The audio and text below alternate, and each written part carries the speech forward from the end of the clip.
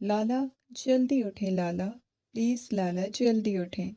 वो उसके ऊपर से कंबल हटाने की कोशिश कर रही थी।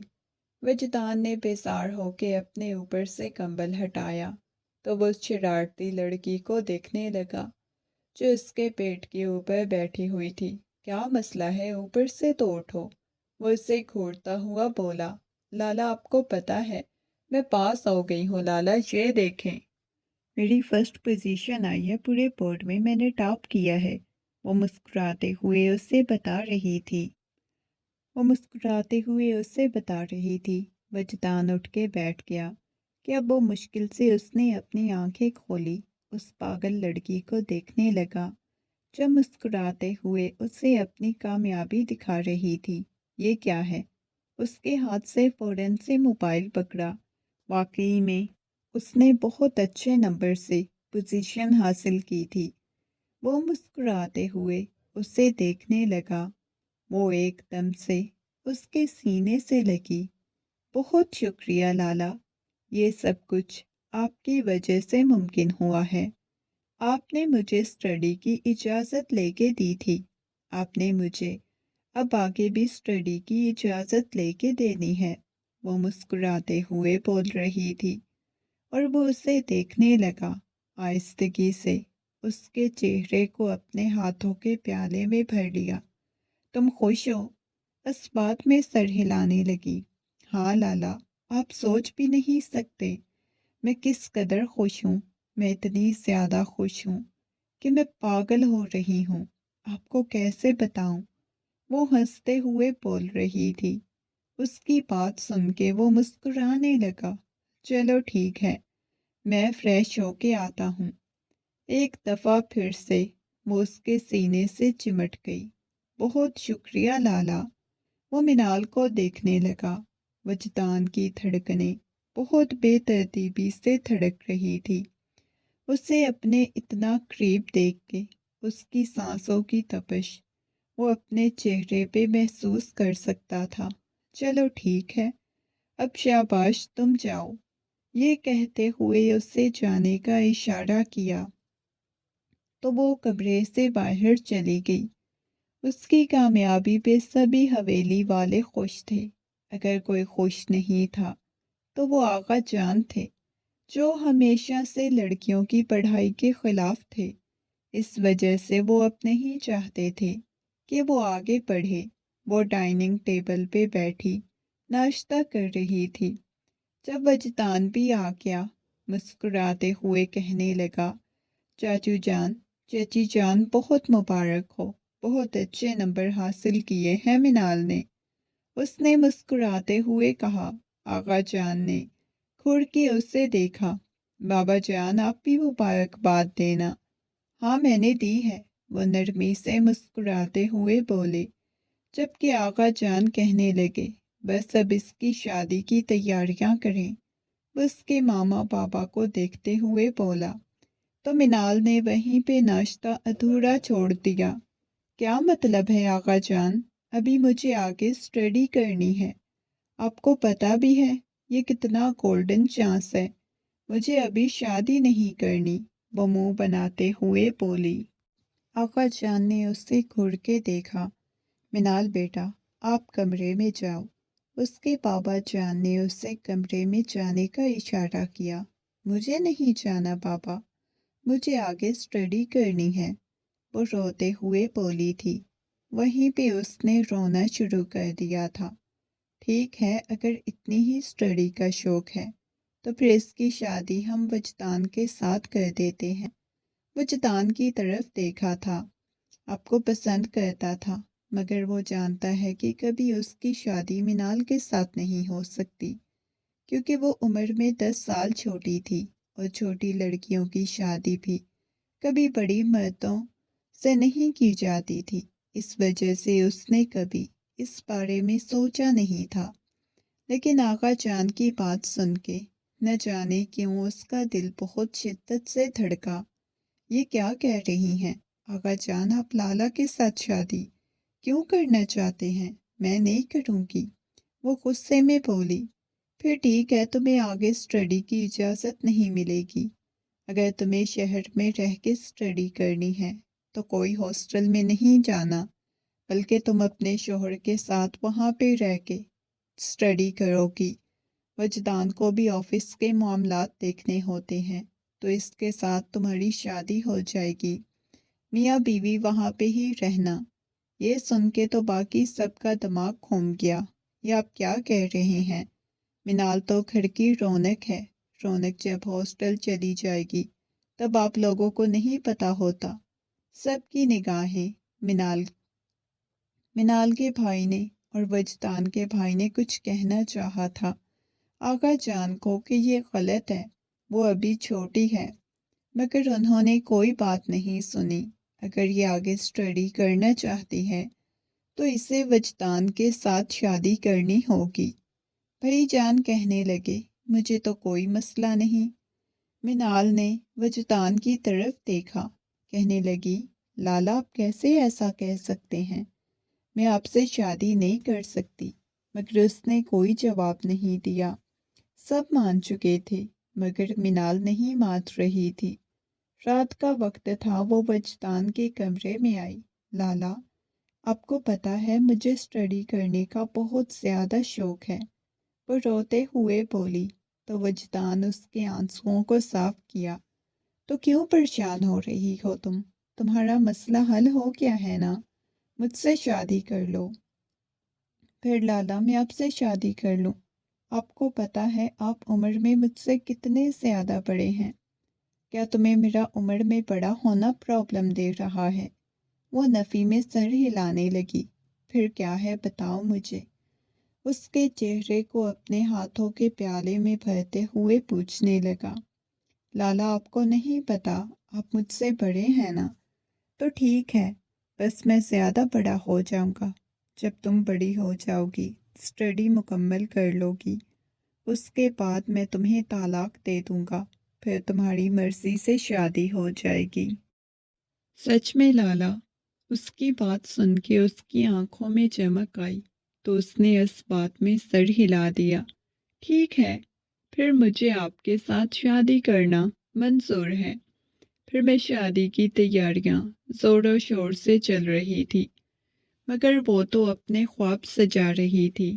اسے ڈاکٹر بننا تھا اور بہت سارے خواب سجائے بیٹھی ہوئی تھی۔ آج اس کی مہندی تھی، وہ اپنی دوستوں کے درمیان وہ بیٹھا ہوا تھا۔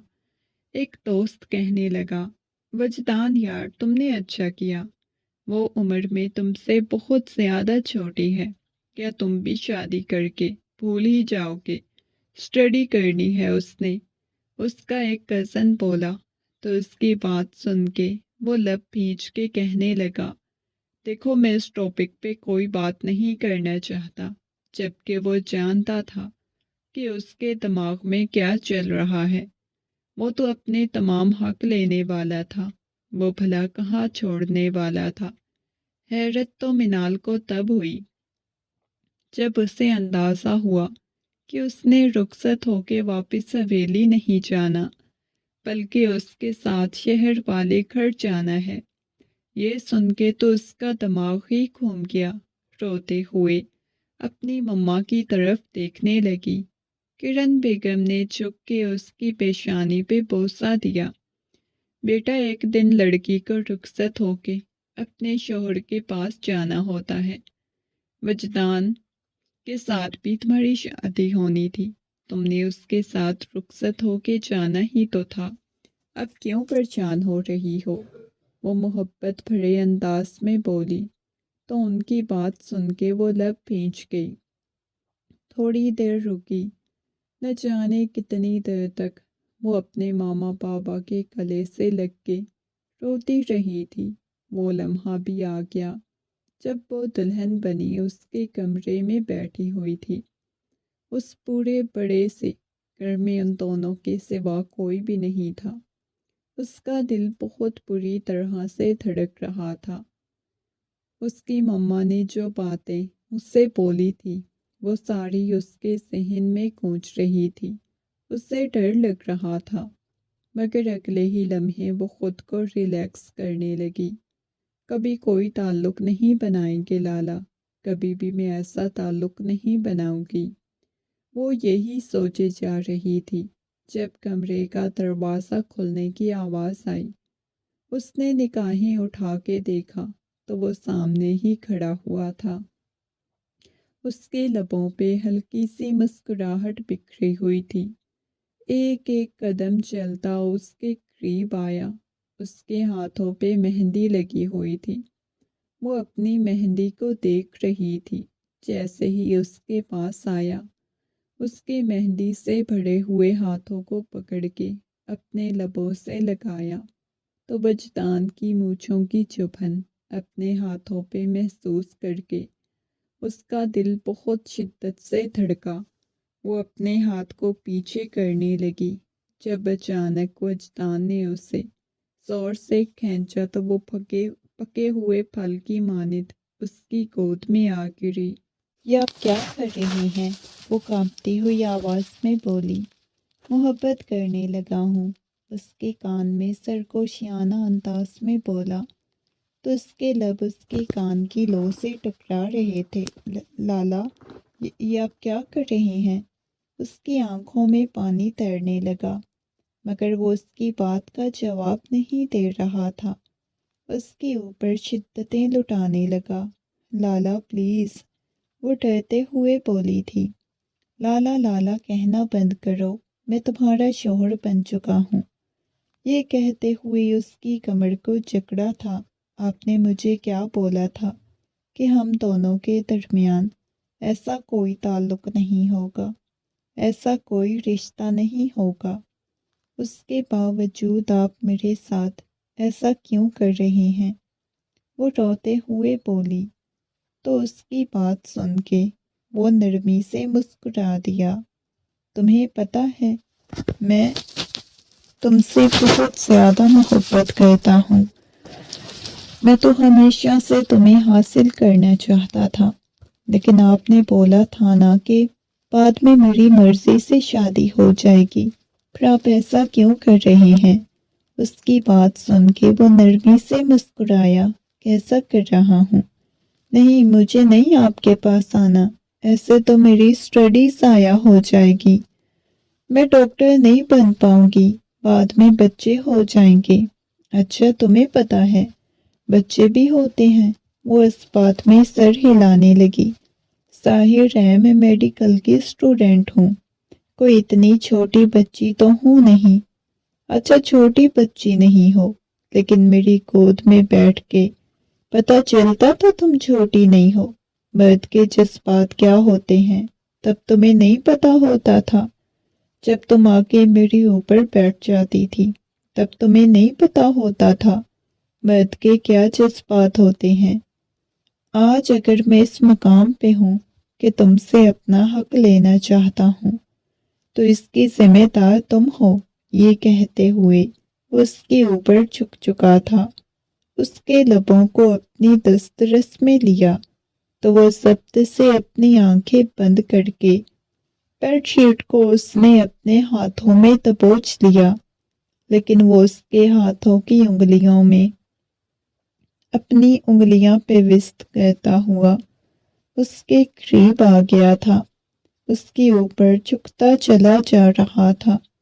وہ اپنی آنکھیں بند کرتے ہوئے اپنا آپ اس کے حوالے کر گئی۔ اس کی آنکھوں میں سے آنسو بہنے لگے۔ دونوں کی بھاری سانسوں کی آواز کمرے میں گونج رہی تھی۔ صبح تک وہ بخار میں تپ رہی تھی۔ اسے بہت تیز بخار تھا۔ اس نے تکیے میں منہ چھپایا ہوا تھا۔ اس کے پہلے سے بھیگے ہوئے بال دیکھ کے اسے اندازہ ہوا تھا کہ وہ پہلے ہی شاور لے چکی ہے، جبکہ اس کی پیشانی پہ بوسہ دیا۔ میری جان، منال، اس نے نرمی سے منال کے ہاتھ کو پکڑ کے اپنے لبوں سے لگایا تو منال نے ہلکی ہلکی آنکھیں کھول کے دیکھا۔ اس کا چہرہ لال سرخ ہو رہا تھا۔ ارے میرا بچہ، آپ کو اتنا تیز بخار ہو گیا ابھی سے؟ ابھی تو میں نے کیا بھی کچھ نہیں، وہ اس کے کان میں سرگوشیانہ انداز میں بولا۔ اس کے کان کی لو کو اپنے دانتوں تلے دبائے۔ وہ اس کی کمر پہ اپنے ناخن کاٹ چکی تھی۔ نہیں کرینا پلیز، پیچھے ہٹیں۔ اسے پیچھے کرنے کی کوشش کرنے لگی۔ تمہیں پتہ ہے میں کتنا زیادہ رومانس پسند ہوں۔ یہ کہتے ہوئے اس کے ہاتھوں کی انگلیوں میں اپنی انگلیاں پیوست کی۔ وہ آنکھیں بند کر گئی۔ اس کی آنکھ سے ایک آنسو نکلا تو اسے بے مول ہونے سے بچا لیا، اپنے لبوں سے چوم لیا۔ اگلے ہی لمحے مسکراتا ہوا اس سے الگ ہوا۔ نہیں میری جان، بس مذاق کر رہا تھا، اتنا ہی ہوتا ہے۔ چلو شاباش اٹھ جاؤ۔ اس کے بعد اس نے اپنے قریب آنے کی کوشش نہیں کی تھی۔ ولیمے کے فنکشن کے بعد بھی اس کا بہت زیادہ خیال رکھ رہا تھا، کیونکہ اسے بہت تیز بخار تھا۔ اس کی حویلی لیتے آؤ، مما نے بولا تھا کہ اسے حویلی لیتے آؤ، مگر اس نے کہا نہیں، میں اس کا خیال رکھ لوں گا۔ 2-3 دن تک تو اسے بخار رہا۔ اس کے بعد اس نے کالج شروع کر دیا۔ میڈیکل کالج میں اس کا ایڈمیشن ہو چکا تھا اور وہ کئی گھنٹے تک اسے پڑھاتا۔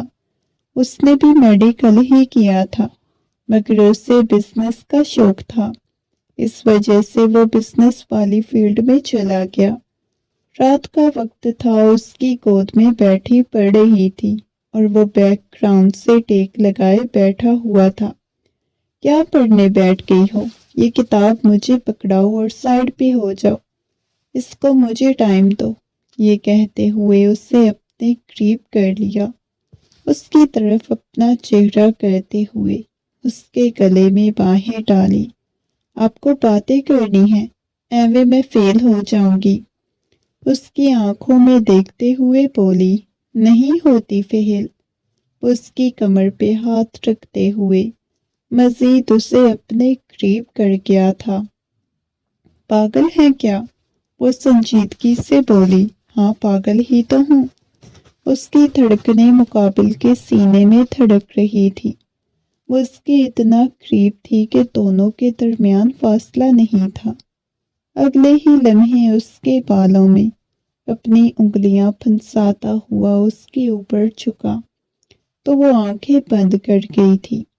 جب اسے الگ ہوا تو اس کا چہرہ شرم سے لال ہو رہا تھا۔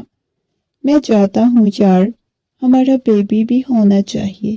پتہ نہیں کیوں یار، عجیب سی تڑپ ہے کہ کوئی مجھے بابا بابا بولے۔ اس کی بات سن کے منال کا چہرہ شرم سے لال سرخ ہو گیا۔ آپ کو شرم نہیں آتی؟ ابھی مجھے اسٹڈی کرنی ہے، مجھے بہت کچھ کرنا ہے، لیکن میں چاہتا ہوں کہ کچھ بھی نہ کرو۔ یہ کہتے ہوئے اس کے اوپر جھک گیا۔ ہٹے نا پلیز۔ اس کے سینے پہ ہاتھ رکھتے ہوئے اسے خود سے الگ کیا، مگر وہ بھلا کہاں اس کی بات سننے والا تھا۔ وہ تنہا اس کے پاس تھی، اس کے حصار میں تھی۔ وہ بھلا کیسے اسے چھوڑ سکتا تھا، کیسے اس پہ اپنا حق بخش سکتا تھا۔ اگلے دن وہ کالج بھی بیٹھی مسلسل وجدان کے خیالوں میں گم تھی۔ یار یہ والے ٹاپک کی تمہیں سمجھ آتی ہے؟ پریشے اس کے پاس بیٹھتے ہوئے بولی۔ پریشے، یار رات کو گھر آ جانا نا، وجدان کو بولوں گی، وہ دونوں کو سمجھا دے گا۔ کیا تمہیں ہاسٹل سے اجازت مل جائے گی میرے گھر آنے کی؟ میں بھی اکیلی اسٹڈی کر کے بور ہو جاتی ہوں۔ پریشی اس کی بات سن کے کہنے لگی، ہاں یہ اچھا ہے، میں تمہارے گھر آ جاؤں گی۔ ہاں ہاسٹل سے تو مجھے اجازت مل جائے گی، کوئی ایشو نہیں۔ چلو ٹھیک ہے، رات کو آ جانا، مزہ آئے گا، تھوڑی گپے شپیں بھی لگائیں گی، اس نے ہنستے ہوئے کہا۔ تو پریشے اس بات میں سر ہلا دیا۔ رات جب آفس سے واپس آئے تو اسے گھر میں ہنسنے اور کہکوں کی آوازیں آئیں تو اس کی پیشانی پہ بل نمودار ہوئے۔ یہ اتنی رات کو کون گھر آیا ہے؟ اس نے جا کے آہستگی سے دروازے کو نوک کیا۔ شاید وجدان آ گئی یہ کہتے ہوئے وہ باہر کی طرف آئی۔ وجدان، میری فرینڈ آئی ہے نا، پلیز کچھ اچھا سا کھانے کے لیے لے آئے نا۔ وجدان کی پیشانی پہ بل نمودار ہوئے۔ محترمہ، اب آپ مجھے ملازم بنانا چاہتی ہیں؟ پلیز وجدان، پلیز۔ اس نے ایک دم سے پیچھے مڑ کے دیکھا، پھر کمرے کا دروازہ بند کر دی باہر کی طرف آئی، اپنے لب اس کی گال پہ رکھ دیے۔ آپ بہت اچھے ہیں نا، پلیز۔ میری فرینڈ کیا سوچے گی، کتنا کنجوس اس کا شوہر ہے۔ وہ منہ بناتے ہوئے بولی تو اس کی بات سن کے ایک دم سے اس کے بالوں میں انگلیاں پھنساتا اس کے اوپر جھکا۔ وہ گہری سانس لینے لگی۔ کس قدر آپ بے شرم انسان ہیں، پیچھے ہٹیں۔ اس کے سینے پہ مکہ مارا، جلدی سے لے کے آئیں۔ اوکے ٹھیک ہے، یہ کہتے ہوئے وہ جیسے ہی پیچھے مڑی تو وہ دروازے کے پاس کھڑی ہوئی تھی۔ استغفر اللہ، کس قدر تمہارا رومانٹک شوہر ہے۔ اس کا چہرہ شرم سے لال سرخ ہو گیا۔ نہیں، ہم تو ایک دوسرے سے بہت زیادہ محبت کرتے ہیں۔ وہ مسکراتے ہوئے بولی، اچھا ایسی بات ہے، ہاں تو اور کیا، میں بہت زیادہ خوش قسمت ہوں، بہت وفادار مرد ملا ہے۔ بیوی کے ساتھ ہوتے ہیں، باہر پتہ نہیں کتنی انہوں نے معشوقیں رکھی ہوتی ہیں۔ نہیں جی، میرا وجدان بالکل بھی ایسا نہیں۔ خبردار جو آج کے بعد تم نے وجدان کے بارے میں ایسی بات کرنے کی کوشش کی۔ وہ مسکرائی، نہیں بھلا میں نے کیوں تمہارے وجدان کے بارے میں ایسی بات کرنی ہے، مذاق لگی ہوئی تھی۔ اس کے بعد پھر پریشے کا معمول بن چکا تھا، وہ ہر دوسرے دن ان کے گھر آ جاتی تھی اور وہ بھی پریشے کے ساتھ بہت اچھا وقت گزارتی تھی۔ پچھلے کچھ دنوں سے وہ نوٹ کر رہی تھی، وجدان کا رویہ اس کے ساتھ بہت عجیب ہوتا جا رہا تھا، اس سے دور دور رہنے لگا تھا۔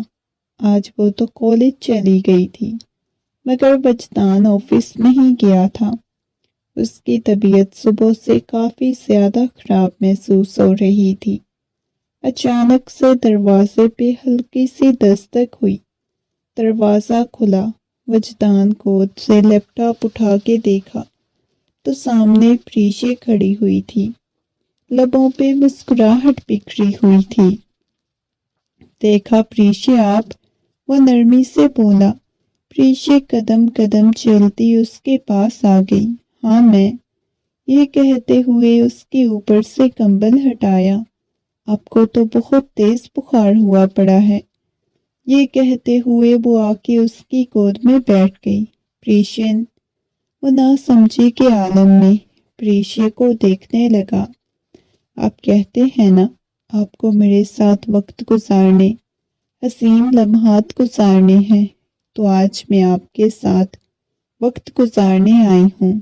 یہ کہتے ہوئے وہ اس کی شرٹ کے بٹن کھولنے لگی، اس کے سینے پہ اپنے لب رکھ چکی تھی۔ کالج والوں نے بھی الگ سے ذلیل کیا ہوتا ہے۔ اپنے بیچارے بیمار شوہر کو چھوڑ کے میں کالج آئی تھی۔ وہ اپنے ساتھ باتیں کرتی ہوئی گھر میں داخل ہوئی۔ یہ کتنے کھڑوس انسان ہیں۔ گھر کا دروازہ کھلا ہوا ہے۔ وہ اندر داخل ہوئی، جلدی جلدی کمرے کی طرف آئی۔ جھٹ سے اس نے کمرے کا دروازہ کھولا، مگر پریشے کو اس نے جس حالت میں مقابل شخص کے ساتھ دیکھا، وہ آنکھیں پھاڑے اسے دیکھنے لگی تھی۔ آنکھوں سے بے دھڑک آنسو بہنے لگے۔ پریشے کے کپڑے جو ایک سائیڈ پہ پڑے ہوئے تھے، وہ مکمل طور پہ بے حجاب اس کی باہوں میں تھی، اور وہ مکمل طور پہ پریشے کو